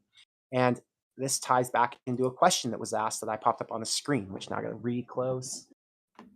Does Ochon Mathis take a step back going from the Big 10 or going from the Big 12 to the Big 10? What are your thoughts? Because the Big 12 is notorious for not being as strong of a conference, especially on the offensive line. Yeah, and especially on defense as a whole, too. You always hear about shootouts and such in the Big 12. Like Oklahoma versus Oklahoma State has traditionally been this high-scoring affair, at least in the past 2 decades. Ochon Mathis, he only had 4 sacks last year, 30 solo tackles, and I think he was banged up at points during last year, if I'm not wrong. I think that Nelson is better. I think part of me questions why he's in the top 10 for impact. I think he's going to be a good impact player, and I think that I would have to say that his play, or at least statistics, will step back because he is playing much better offensive lines. And just look at Nebraska's schedule, for example. Oklahoma with Bill Bedenbaugh and their offensive lines, Michigan's offensive line, Wisconsin, Minnesota, Iowa's offensive line, Northwestern. They don't have a lot of depth there, but they have Peter Skoronski, who's the nation's best offensive tackle. And and Northwestern, they're all about fundamentals, them and Pat Fitzgerald. So if they're good this year, you can probably count on their offensive line being good too. But I think Ochaun Mathis is still he's going to have an impact on defense, because I don't know if Nebraska has ever had the talent that Mathis and Nelson combined have as a pass rush duo. I don't know if Nebraska's had that in probably quite some time. I don't think they have. It's had to have been since 2014 when you had Randy Gregory on the defensive line. They had Vincent Valentine, I believe, back then, who was an NFL defensive tackle. It's going to be a different look for sure, and I think it's going to really help a guy like Garrett Nelson, and it's going to help out the linebackers. But I'm not sure that he's a top 10 impact transfer, especially when you see some names below him. You have Zach Evans right behind him at number 8. He's going to be at Ole Miss, and he'll be a massive pickup for Ole Miss. So I am surprised that they haven't ranked that high for impact. And then you've got Spencer Radler at number 10. He's a massive impact transfer for a school that has struggled for so long, especially when last year they had a grad assistant playing quarterback. It was like the first time that's ever happened. It was ridiculous. Yeah. So anyway, I am surprised they ranked Ochaun that high. If you scroll down to number 13, you've got Oluwatimi. I think that's how you say his name. Yep, that's how you say it. He came from Virginia. And he was a guy who Nebraska fans were hoping they could get. He was the best offensive line transfer in the portal. Where does he fit with Michigan? Who did Michigan lose, and who's he going to replace? The name for the Michigan center that went off to the NFL, and I hate to say this, but his name escapes me. But their starting center departed, and Oluwatimi comes in, and he's coming in the center I view as, the leader of the offensive line. And it's important that Michigan, with what they have returning, and Zach Zinter, Trevor Keegan, and Ryan Hayes, especially returning two of their interior players from last year, it's important that they have a good center.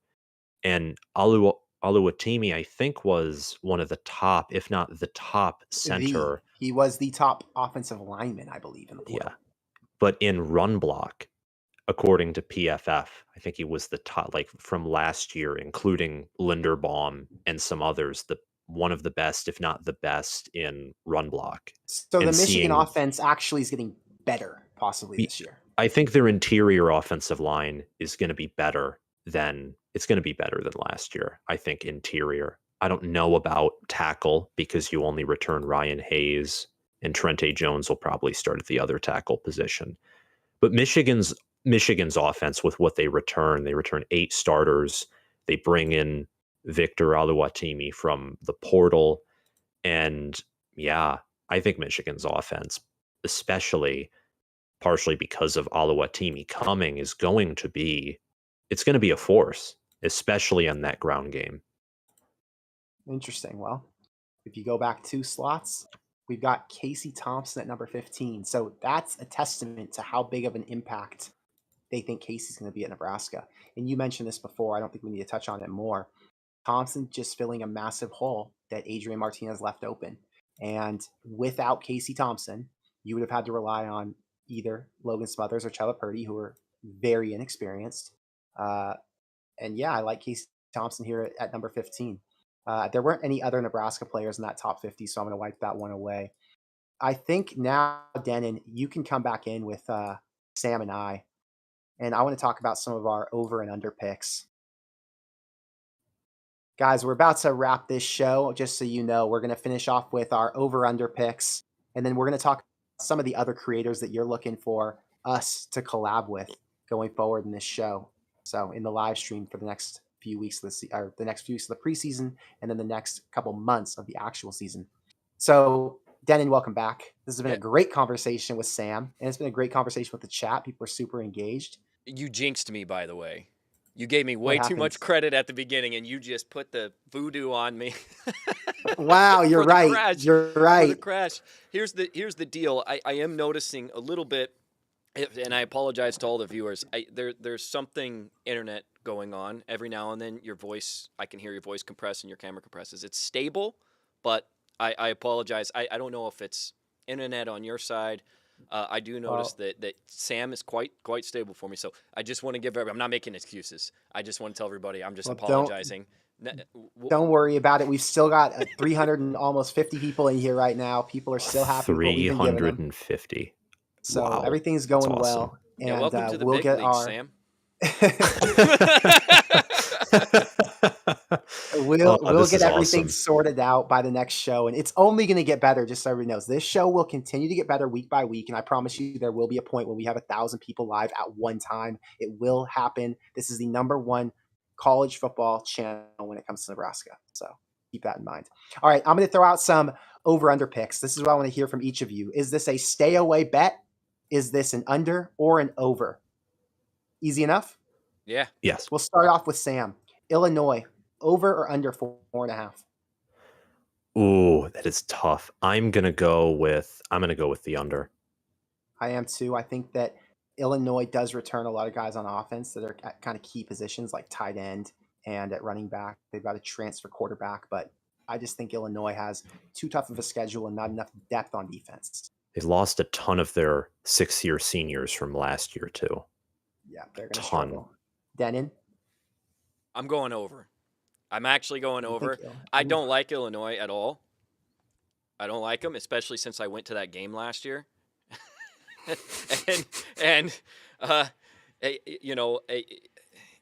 But I think it's Brett Bielema. It's year 2. They're going to pull off a couple of teams that they're not supposed to beat. Let's hope it's not Nebraska. And for your sake, Sam, I don't think they play Michigan this year, do they? They do. Yeah, well, let's hope it's not before Michigan. It's before the Ohio State game too, which sort of scares me. Those are the games that Illinois wins. Those are the games that Illinois, for the past few years, even prior to Brett Bielema, they've just somehow managed to just. Didn't they do that to Michigan a couple of years ago? I forget. Or was it a close game? I know there was a really close one. I know in 2019, Michigan was up 28-0, and at some point it was 28-25, and Illinois looked like they were going to crawl their way back, and luckily they didn't. Yeah, so Connor, when I say over, I mean like 5. You think they're going to pull off one Big Ten West upset, and I think that's extremely likely seeing the past, but I'm going to have to stick to 4. They're going 4 wins. Indiana is set at 4. I am taking the over on Indiana. They have Connor Bazelak, who came in. They return a couple guys on defense. I don't know how many it was, 5, 6, something like that. But their defense has never been the issue. It's always the offense who struggled. And I just think that some of those transfers they're getting on the offensive side are going to help them out. What are you thinking? This is just the one time I'm going to play this card. I'm staying away from Indiana. I think I've said this in some Big Ten prediction videos for all the teams and schedules. I have no clue regarding Indiana. And by that, I mean, I know some of their key players. I know their staff, and Tom Allen's their head coach. I just don't know, because 2020 was so good, and now it looks like a fluke. But also this past season looks like a complete fluke too, because of all the injuries they had. And eventually they just were mentally broken because of loss after loss. I have no clue what Indiana's going to be like. I have them going 3-9, but I could also very easily see them going over as well with what they've brought in the portal, especially in Connor Bazelak. Okay, and so a little unknown. How about you, Denon? Staying away from that one too. I mean, with them, for me, if you want my honest opinion, it depends on how much the Big Ten's going to allow them to cheat. You're ridiculous. Yeah. With Indiana, Sam, you probably didn't watch this game. Indiana would fall down and have some pretend injuries when they were playing against Nebraska a couple years ago when they beat them at Memorial Stadium. So a lot they of Nebraska did that don't like Indiana. Against Michigan in 2018. They covered up the ball when the clock was running down, so they went into halftime with a lead instead of trailing. It was crazy. So kudos to Tom Allen. He knows the angles. Okay, Nebraska at 7.5. I'm going to say this is a stay away for me. I made a friendly bet with my friend. It's not friendly, it's for money, but he gave me an advantage. He gave me 7 instead of half. So that half a bet won't be a push. That 7 will, though. So I'm taking Nebraska at 7, but I'm staying away at 7.5. So you're Hmm. taking. I'm taking Nebraska at an unfair advantage. I'm taking them at over 7 wins, but I won't give that extra half a win because I think there's a great chance they win 7 on the dot. But I would not bet this at 7.5. It's just not worth it. Yeah, I've never been really into, betting personally, but what I will say is if I'm this confident they're going 10-2, just add a few more losses and I still would have them going 8-4. I'm going to why not over? Yeah, Sam's over. And how about you, Dannon? First off, I hate that Vegas does half numbers. I hate it. I hate 7.5. They know what they're doing. But yeah, I'm going Yeah. over for sure. I'm going over for sure. Okay. Ohio State is at 11. I think Ohio State runs the table because I just don't think the competition is that great outside of Wisconsin's decent, but they've got them at home, and obviously Michigan. I just think that that's a revenge game for them. Sam? Over. I have them winning the national title, so over. Okay. Denon? I'll keep it real simple, and I'll go over 2. Perfect. I think they lose in the We Big know Ten. Ohio State's a beast. Not going to the Big Ten championship last year changes everything for them. If they did, I would look at this year different, but they didn't make it. So they got the right coaching staff revenge tour. If not for that loss to Michigan, they wouldn't have built the team that they're going to have this year. That changed everything for them. That's my thought as well. How about Northwestern at 4, Sam? Northwestern at 4. I'm going to go under because their schedule is just so tough. I mean, they have at Penn State hosting Ohio State, and they looked like a disaster last year in every sense of the term, and losing Brandon Joseph to the portal and others too. I don't know.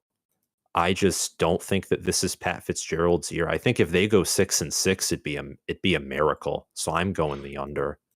I feel the same way. I'm going to make this a stay away because you just don't know. It's an even year, and Northwestern could out of nowhere be decent. So I'm not betting that one. How about you, Denon? Well, I bet they start 0-1, that's for sure. But yeah, I'm gonna go under. Minnesota at 7.5, Sam. 7.5. I'm gonna go. I'm gonna go over. I don't like picking too many stayaways. I'm gonna go over. You know why I like that over pick? Because they've got a serious run game. And I think that when you have a quarterback who returns for his 12th year, he's the Adrian Martinez of Minnesota. I think that that's a recipe for success. Their defense is going to get to improve over time, and some of their bigger games are later on in the season, so that'll give them time to warm up. So I think this is a big win football team. Yeah, they bring back Kirk Shiraka too, their OC in the fantastic 2019 season. Yeah, so their offense should be humming. It's going to take them a second for defense, but the offense should be ready to roll. Exactly. Denon? I like that. Yeah, I like their offense. I'm actually going over too. Okay. The Big Ten West is going to be super competitive this year, guys. Super competitive. Wisconsin is set at 9, and this one is a tough pick because their defense lost everybody. Their offense has been odd, I guess is the right way to say it. I'm going to say that this is a push. I would probably go under just to be safe, but I think they're going to win 9 games if I had to guess. I'm going under, though. Sam? I'm going under at Ohio State, at Michigan State. Road games, Big Ten East, both of whom have better offenses than Wisconsin does. And both of those teams also return more on defense than Wisconsin does. Not saying Michigan State their secondary is going to leap into an elite unit, but they have less experience than both of those teams, and their road games and offense is the name of the game in modern college football. And I'm picking under. Denon? Listen, I don't know what the overall temperature is on this team's schedule this year, but to me, it looks tough. It's a tough schedule. They got a Nebraska schedule this year, in my opinion. So I think they're gonna feel what Nebraska's felt for the past few years, and they are not gonna make it to 9. So going under. Finally, Wisconsin feels some pressure. Okay, Michigan State. This is an odd one because Michigan State was so strong last year. They're set at 7.5, which is the exact same as Nebraska. They obviously play in a tougher division. I would probably say Michigan State goes under. I think Michigan State's a 7-win football team this year. I think they caught a lot of teams off guard last year. I think they got lucky in a couple of games that they won't get lucky in this year, right? They should have lost to Nebraska. They probably will lose to Michigan this season. Ohio State's a loss. What are your thoughts on Michigan State, Sam? I want to say I'm either going stay away or over, and there's an argument for both, but they have a lot of games because they just don't have the depth yet that Mel Tucker wants, and they're still rebuilding. They could find themselves in a tricky situation, like a very tricky situation, depending on how all those games work out. I'm just going with the over because I think that Western Michigan, Akron, Rutgers, Indiana, those are 4 home games that are almost automatic wins, and Michigan State just they find ways to win. Was in their culture under D'Antonio. It was in their culture.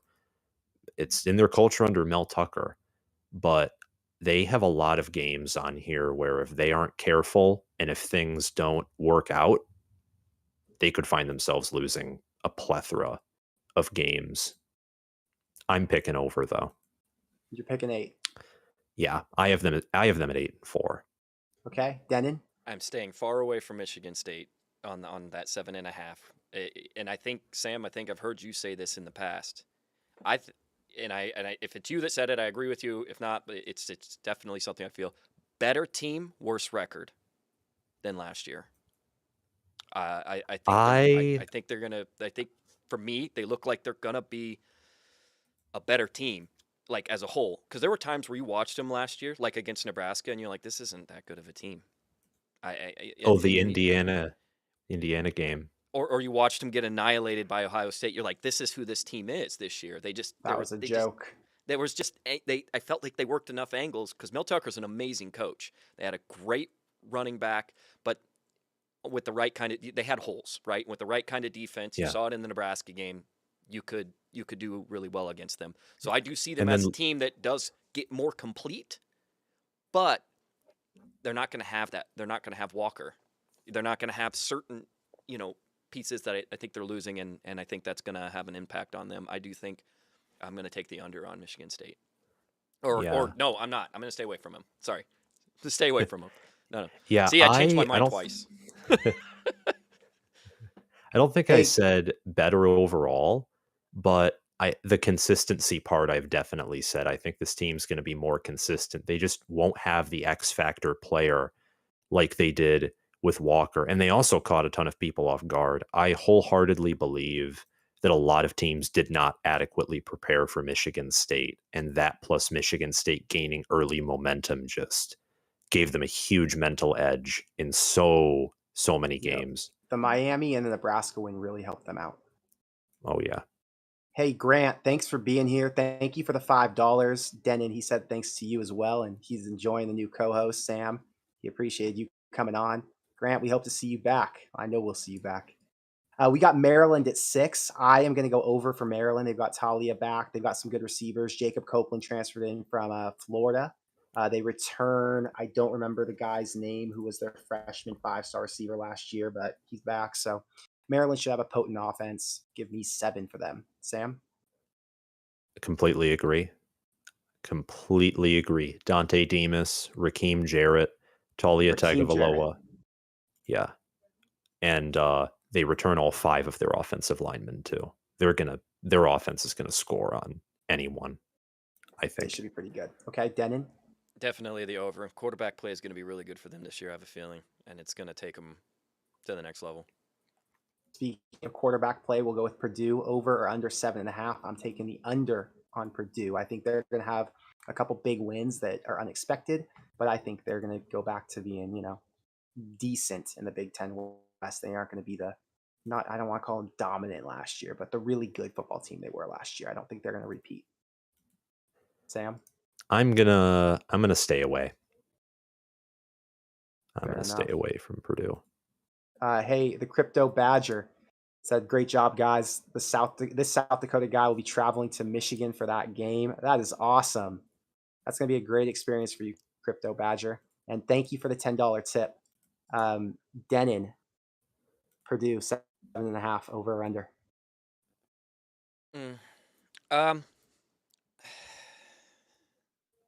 Who do they play in the non-conference? I can't remember. Or not non-conference. Who do they play as crossover? Penn State at home, Maryland on the road. Because Penn State's week 1? Penn State's week 1, I believe. Yeah. That's a big one. Penn State and Maryland are both projected losses, in my opinion. Wow. Yeah. Penn State, Maryland, Iowa, Nebraska, and Wisconsin. So. Sounds like you're going under. I am. It's an under.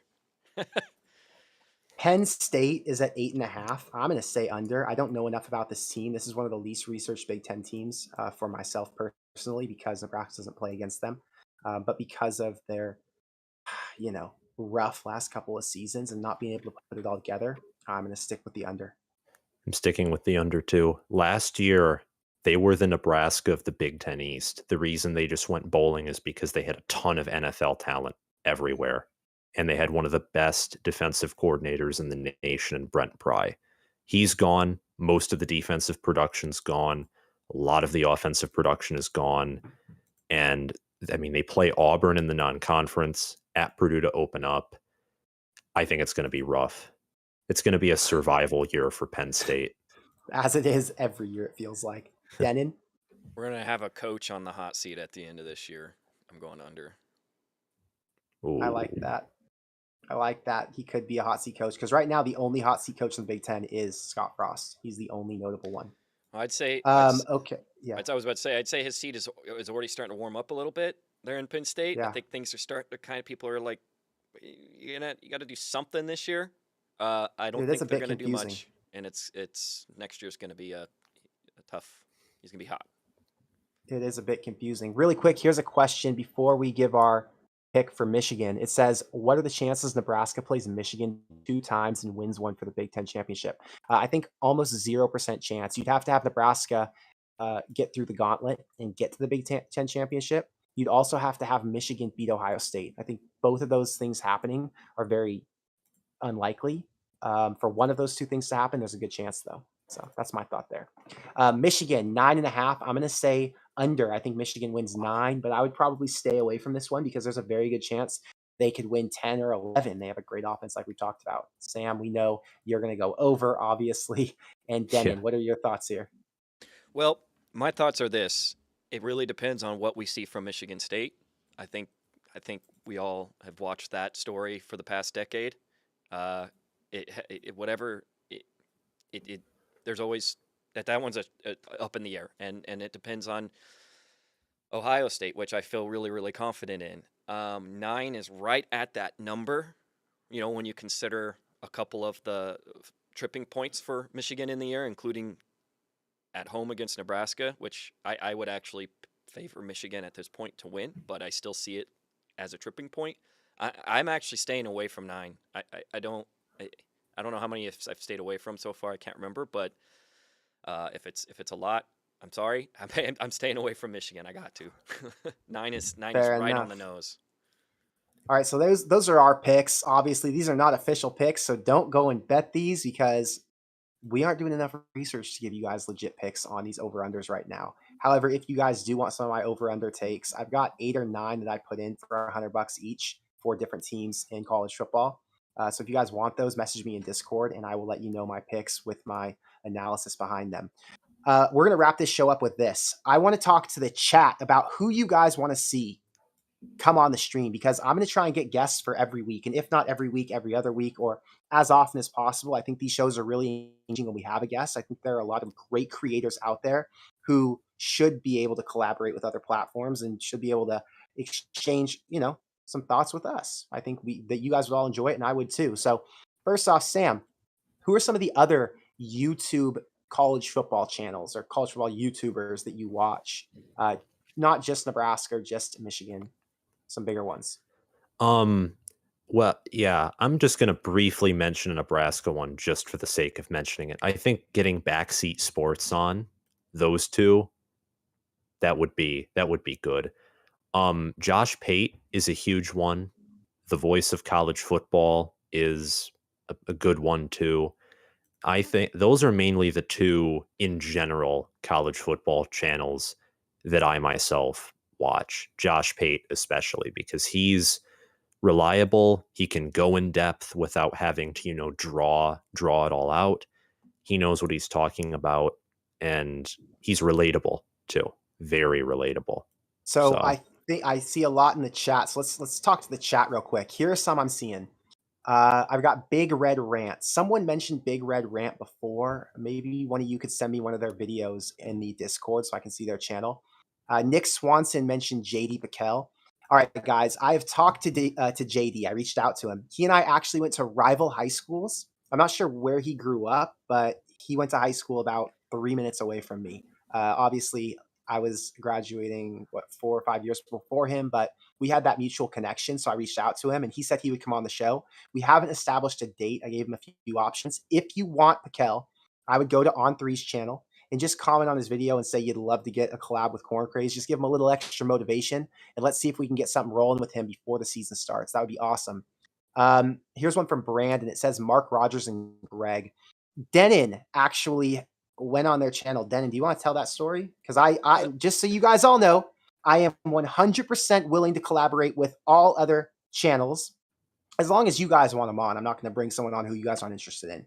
But yeah, Denon, tell what happened. Well, there's probably a good number of people that are sitting in here right now that know what happened because it was on his live stream, and I don't know if Sam watches the Nebraska channel that Mark Rogers, the voice of college football, has.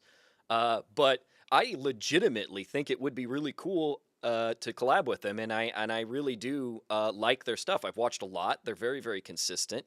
I think Greg is a goof, but I like it. It's funny to me that people constantly comment that they think maybe he's drunk while he's on, because he's head in the camera just. Hey, he's a funny guy. He's not as media trained. He's he's entertaining. No, he's the guy that runs into you at the airport and doesn't even know that he bumped into you, and you know him. Yeah, he's a funny guy. You've known him for years, and he looks at you just continues moving on with his day.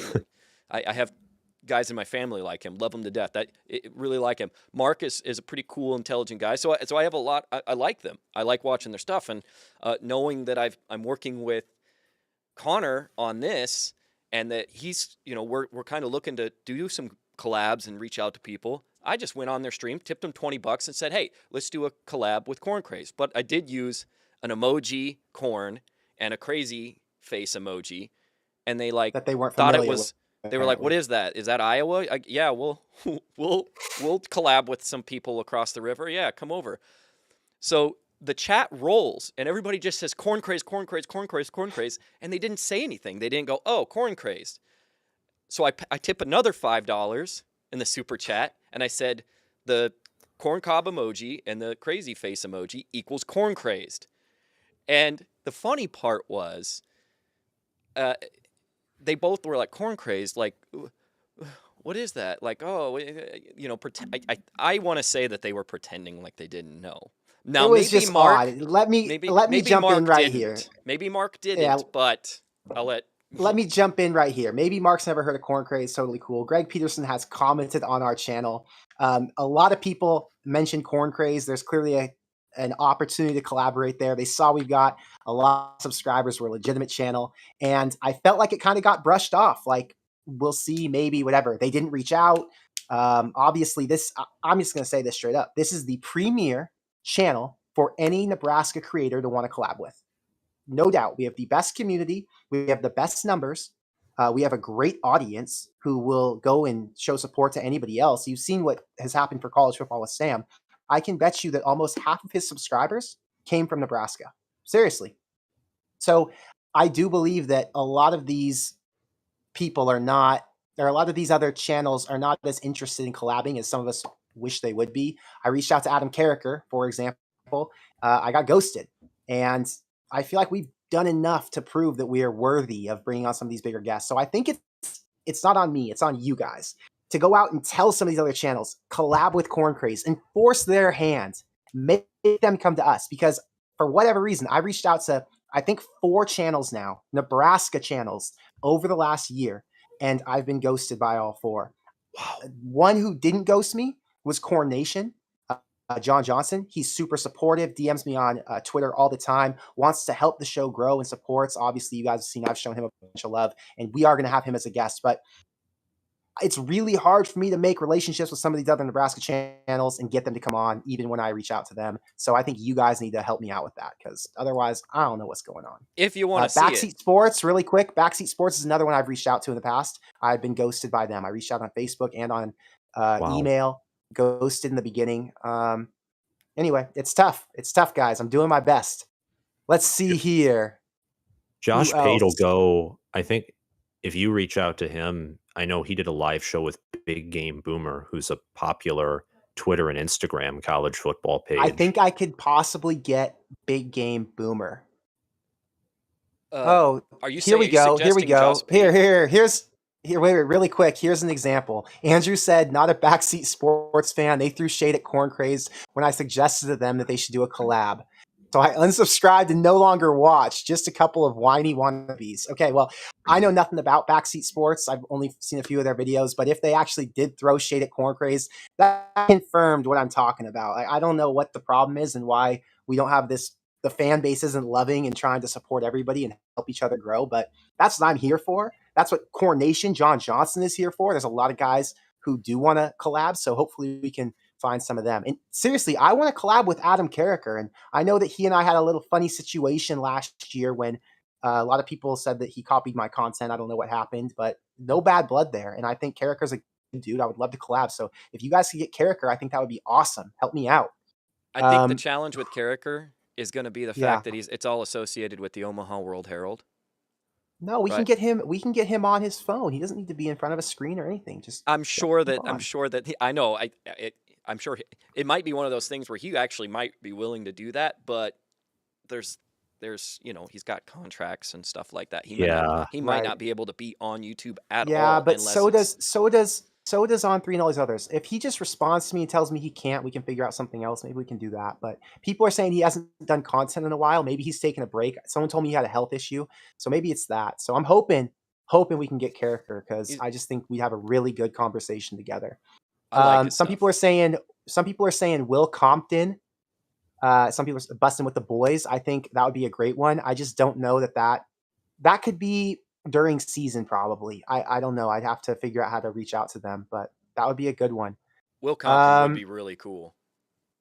That would be a good one. I see I got a super chat for $20. Where's this one? Okay. Crypto Badger. Backseat Sports would be a comedy session. I like them, but obviously this channel is better. Well, thank you, Crypto Badger. All right. Let's see here. Someone said Tommy Armstrong. I would like to get some former players. I think a Kenny Bell would be really cool. So could get Adrian Martinez, maybe. He has that whole thing he's doing. Yeah, right. That might be too soon. Martinez, that might be a little too soon.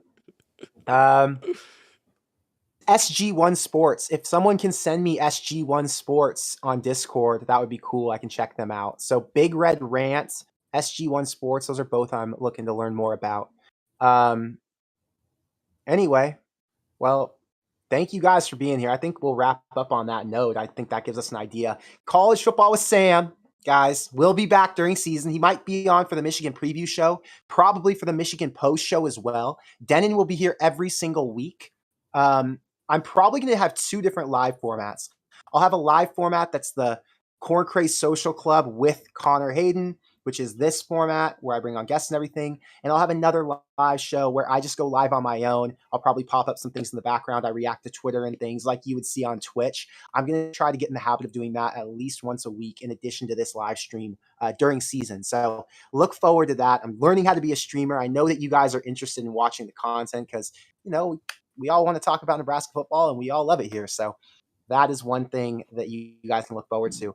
If you guys have any suggestions, any thoughts, any feedback, drop them in the Discord. Let me know because I want to make sure I keep improving the show for you. Denon does too. This is like our little passion project now. We loved what Corn Craze was and we love where Corn Craze can go. I want to expand this to more than just Nebraska football. As I've told you guys before, I want to go all Big Ten, all college football. So if you guys are interested in more than just Nebraska, then yeah, I'd love to be able to talk to you guys about other teams and other things going on around the landscape of, college football in general. So with all of that, I really appreciate you guys being here, and make sure you hit the subscribe button because if you hit the subscribe button, you'll be able to be notified next time I'm going to go live. Make sure you follow me on Instagram. It's @corncrazed, and you'll be able to see when I'm going to go live because I post it there as well. So you'll never miss in case YouTube doesn't push those notifications. Make sure you hit the like button if you haven't yet. That really helps my video get promoted in the algorithm. Thank you for all the comments, all the donations. I know I saw another tip in here. This one was, again, from the Crypto Badger. I know Hutmacher family really well. Maybe try and get you a one-on-one if you want. I know he's young. He'll grow into the shoes. Yeah, any players I'm willing to talk to at this point. So thank you all for being here. Tomorrow, I'm going to start working on my bold predictions video. I'm going to have that one out hopefully by the end of the weekend. I want to get your guys' bold predictions as well. Hopefully, I'll put something up in the Discord. I'll ask you guys on YouTube. And I'm going to do a reaction to your guys' bold predictions in another video before I do a Northwestern preview. Not sure how many videos I'm going to be able to get up before that Northwestern preview because we've only got 16 more days until season. So we're inching, boys. We're inching. But we're so close. We're so close. But with all of that said, my name is Connor Hayden. This is the Corn Craze Social Club. Thank you for being here, and I will see you guys in the next one. Go Big Red.